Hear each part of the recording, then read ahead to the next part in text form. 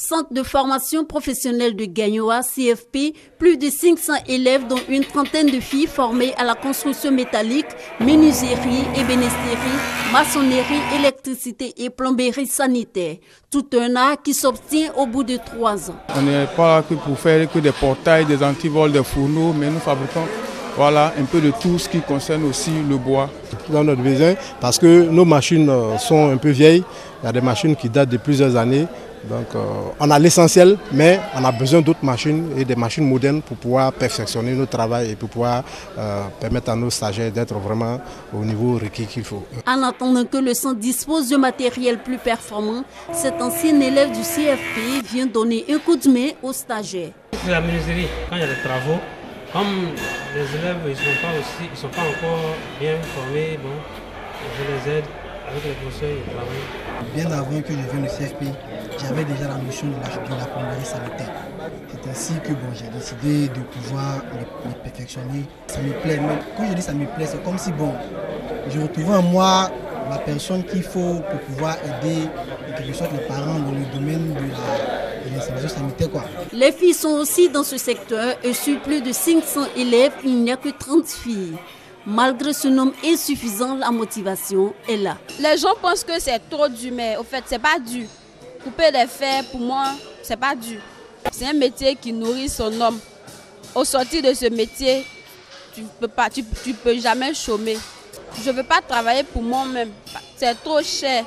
Je vais aller dans une entreprise pour travailler. Une fois que tu as fini tes 3 ans, tu peux continuer ou bien aussi t'arrêter. Si tu n'as pas les moyens, il a choisi de faire la construction métallique parce que la construction métallique a plusieurs débouchés. On peut rentrer à la marine. Pour attirer un grand nombre de filles dans les filières professionnelles, l'État a revu à la hausse la bourse des jeunes filles, 180 000 francs par an, alors que les hommes ne perçoivent que 36 000 francs. L'accès au centre de formation professionnelle se fait par concours national avec un niveau minimum de 5e.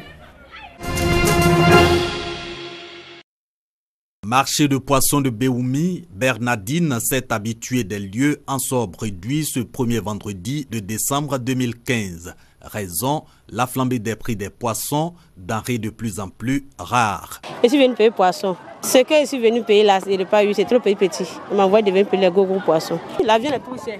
On préfère rester pour les poissons congelés. Les enfants qui m'ont dit de les envoyer un peu de poisson et je n'ai pas eu ce que moi je voulais.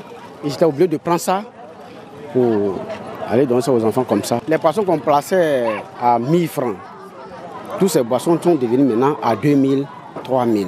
Les filets sont devenus chers par rapport à ce qu'ils prennent pour aller pêcher là. C'est devenu cher sur le marché. Donc eux, ils ont le droit de nous vendre cher aussi. Pénurie de poissons, hausse des prix. Pour comprendre ces phénomènes, Cap à ce Bongofla, ce campement d'environ 1000 pêcheurs est bien connu pour être le plus grand pourvoyeur de la région de Gbeke en poissons d'eau douce. Ici, le tarissement du fleuve Bandama reste la seule explication. Avant là, l'eau là, ça remplit bien même. Mais maintenant là, l'eau là, ça remplit pas trop. Quand plus vient bien, donc l'eau là, ça a bien rempli. Mais plus là, ça vient pas trop. Bon, l'eau là, si ça descend, ça vient, ça n'arrive pas à sa place encore. En Vana, l'eau là, il vient jusqu'à à côté des caméras. Mais maintenant, il n'y a pas l'eau. Quand il n'y a pas l'eau là, le poisson ne fait pas un enfant. Le tarissement du fleuve Bandama, seul point d'accord entre pêcheurs et leur tutelle. Pour cette dernière, les techniques utilisées par les pêcheurs appauvrissent davantage le fleuve. Les pêcheurs ont vraiment pêché avec des engins de pêche non réglementés. J'ai fait plusieurs réunions avec les pêcheurs pour leur demander de pêcher avec les agents réglementaires, c'est-à-dire au moins des filets de 3 doigts, au moins. Il y en a qui pêchent jusqu'à des filets de 1 doigt serré. Bon, c'est la conséquence que nous vivons actuellement. Mais aujourd'hui, tout le monde se plaint, effectivement, il n'y a plus de poissons. Dans tous les cas, la pénurie de poissons ne pourra être éternelle, toujours selon la tutelle.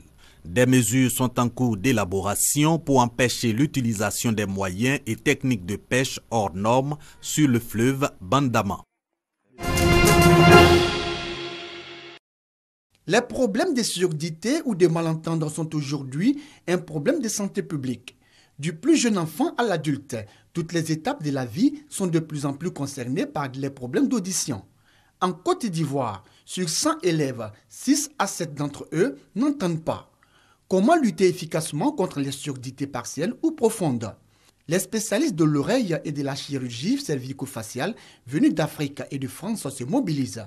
Tenue alors de la 10e édition des Journées nationales de l'audition organisée par la Société ivoirienne d'autorinolaryngologie OREL.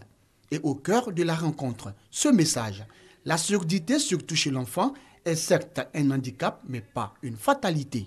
On peut transformer un enfant sourd de naissance, sourd-muet forcément, en un enfant qui va être complètement intégré dans sa famille, dans la scolarité, dans le milieu social et par la suite dans l'avenir. Aujourd'hui, il y a une solution. C'est vrai qu'elle coûte cher, mais c'est quand même une solution. Quel plaisir pour des parents de voir un enfant qui était condamné au monde du silence, qui peut parler, chanter comme tous les autres enfants. Au menu de ces Journées nationales de l'audition, des séances de dépistage gratuits. Et pour la première fois, il sera réalisé en Côte d'Ivoire et précisément en Afrique noire la chirurgie de l'implantation cochléaire, une technique chirurgicale dans la prise en charge des surdités profondes principalement chez l'enfant. En somme, 5 jours pour tout savoir sur les surdités et les moyens de prise en charge de la maladie.